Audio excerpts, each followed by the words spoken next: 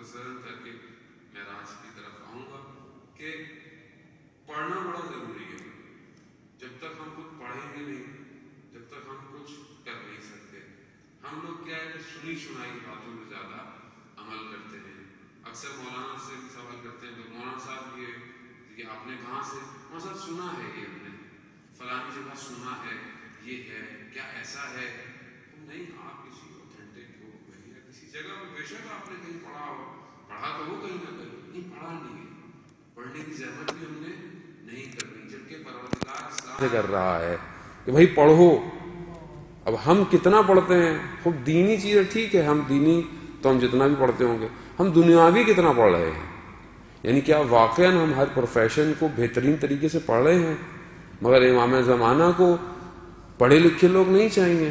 امام زمانہ کو ہر پروفیشن کا آدمی چاہیے، میڈیکل ہو، ڈاکٹر ہو، انجینئر ہو، کمپیوٹر ہو، میڈیا ہو، ہر چیز. تو کتنا ہم پڑھ رہے ہیں؟ ہم دنیاوی تعلیم میں بھی ہم کتنا پڑھتے ہیں؟ اور پھر ہم کہتے ہیں جی مسلمان بیچارے جو ہیں ان کو پڑھتے نہیں. ہم خود نہیں پڑھ رہے. علم تو علم ہے، علم کے لیے کیا گیا ہے؟ علم کے لیے تو یہی حدیث آئی کہ علم کو جہاں سے دیکھو اسے حاصل کرو.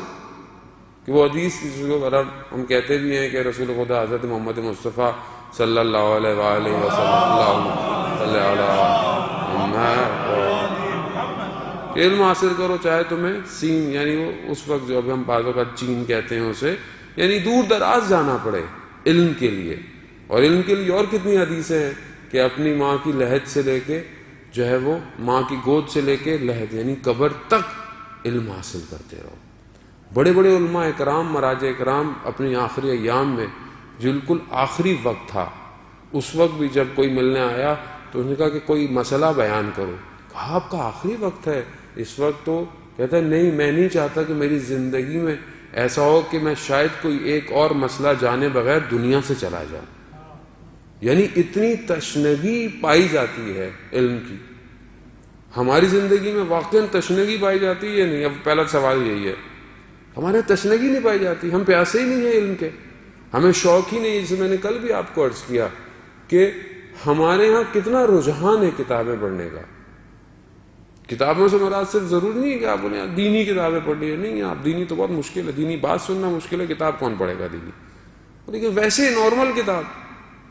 پھر ہم کہتے ہیں کل کو ہمارے بچے کی تربیت کو ویسٹ معاشرہ کے جہاں مجھے توفیق ہوئی ہے جانے کی تبلیغ کے لیے، میں ان کی ٹرین، ٹیوب، میٹرو میں بیٹھا ہوں، وہ چاہے 2 اسٹاپ بعد بھی اترتے ہیں، وہ اپنے بیگ سے فوراً ایک بک نکالتے ہیں، چاہے 3 صفحے پڑھیں، چاہے 1 صفحہ پڑھیں، پھر بک مارک لگاتے ہیں، بند کرتے ہیں، اتر جاتے ہیں، پڑھتے ہیں. کیونکہ علم پڑھنے سے آتا ہے. ایک کتاب وہاں پہ پرنٹ ہوتی ہے تو لائن لگتی ہے ساری رات. ہیری پوٹر مشہور بک ہے، آپ کو پتا ہے، لائنیں لگ لگ کے لوگوں نے بکیں خریدی ہیں. کیا ہے؟ ناول ہے، وہ بھی ذہنی تخیلات پہ ہے، کوئی حقیقی مبنی بھی نہیں ہے اس کے، لیکن لوگ لے رہے ہیں. ہم نے کتنی اپنے بچوں کے لیے محنت کی کہ ہم ان کے لیے وہ اصلی کہانیاں جسے قرآن کہہ رہا ہے، 2000 آیتیں ہیں جو قرآن میں قصوں کو بیان کر رہی ہیں، کتنی ہم نے اپنے اولاد کے لیے، اپنے آنے والی نسل کے لیے کیا اس کے لیے. اب آپ سب کی نگاہیں ہماری طرف اٹھیں گی تو مولانا کا کام تھا، ہمارا کام تھوڑی تھا. سارا کام مولانا ہی کریں تو پھر باقی سوال بھی پھر مولانا سے کیا جائے، جزا بھی پھر مولانا ہی کو دی جائے. پھر آپ سے نہ سوال کیا جائے نہ جواب کیا جائے. بقول شاعر کے کہ روزے محشر سزا و جزا کا حساب بے وجہ ہے غریب لوگوں کا. کچھ کمانے سے کچھ بچانے تک کیا بچا ہے غریب لوگوں کا؟ تو پھر لوگوں سے کیوں سوال کیا جا رہا ہے؟ کیونکہ ہر آدمی نے اپنی زندگی میں ایک کام، ایک حصہ ڈالنا ہے. عزیزان محترم، سارا کام ہر کوئی نہیں کر سکتا، ہر آدمی پروفیشن نہیں ہے اس چیز کا، خوب جو ڈائریکشن دے سکتا ہے.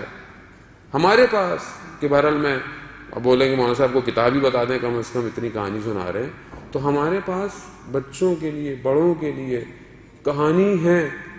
سچی واقعات کی داستان کو کہانی کی صورت میں ڈالا گیا. داستان راستان، سچی کہانیاں، 2 والیوم میں چھوٹے چھوٹے سے، وہ آپ اپنے گھر میں رکھیں، بچوں کو دیں، جو ریڈنگ کر سکتے ہیں ریڈنگ کریں.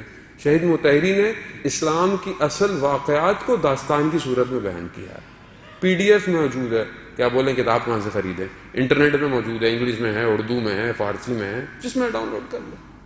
کچھ کریں، کم از کم شب بعثت اقرا کے معنی کو کم از کم 2 صفحے پڑھ کر تو کم از کم آگے بڑھے، ورنہ کس طرح بولیں گے جو خوشی منانی ہے خوشی کے بعد ختم۔ روز مبعث مولا کائنات نہج البلاغہ میں خطبہ 147 میں ارشاد فرماتے ہیں کہ پروردگار نے رسول خدا کو حق کے ساتھ مبعوث کیا۔ کیوں کیا؟ تاکہ نکال سکے بندوں کو بتوں کی بندگی سے، اور نکال سکے انہیں شیطان کی اطاعت سے اور اپنی اطاعت کی طرف لے کے جا سکے۔ عزیزان محترم، ایسے نہیں رسول کو مبعوث کیا گیا۔ خود رسول خدا فرماتے ہیں انما بعثت للمکارم الاخلاق، کہ مجھے مبعوث اس لیے کیا گیا ہے کہ میں مکارم اخلاق کو بیان کروں، اخلاق کو بیان کروں۔ اب ہمارا اخلاق، ایک اچھی اخلاق کی عادت آج کی شب اپنے اندر ڈال لیں، کوئی بھی ایک عادت، کم از کم ہم مانیں گے ہم رسول کے ماننے والے ہیں، اور کم از کم کچھ چاہ کر اپنی پڑھائی کے لیے ایک کتاب، ایک صفحہ، کوئی چیز پڑھنے کی عادت ڈالیں۔ عزیزان محترم، چھٹے امام جعفر صادق علیہ الصلوۃ والسلام،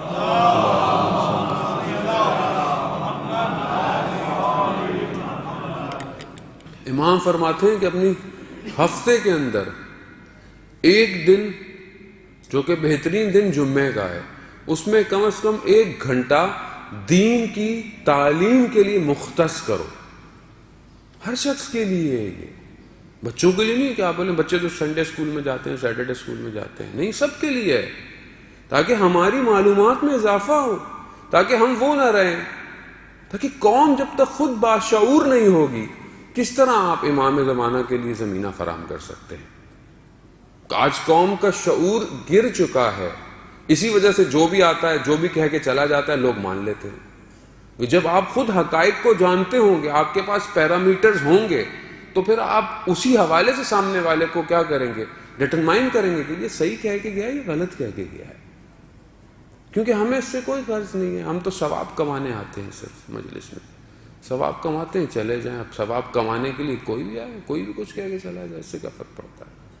عزیزان محترم، پھر ہم اس رسول کے ماننے والے نہیں ہیں کہ جس کے لیے کہا کہ اقرأ باسم ربک الذی خلق، پڑھو اپنے رب کے نام سے، تو پڑھنے کی عادت ہم ڈالیں، اور اسی دعا کے ساتھ کہ پروردگار ہمیں آج کی شب کے صدقے میں پڑھنے کی عادت جو ہے وہ عطا فرمائے۔ درود بھیجو محمد، درود بھیجو محمد، اللہم صلی علی محمد وآل محمد وعجل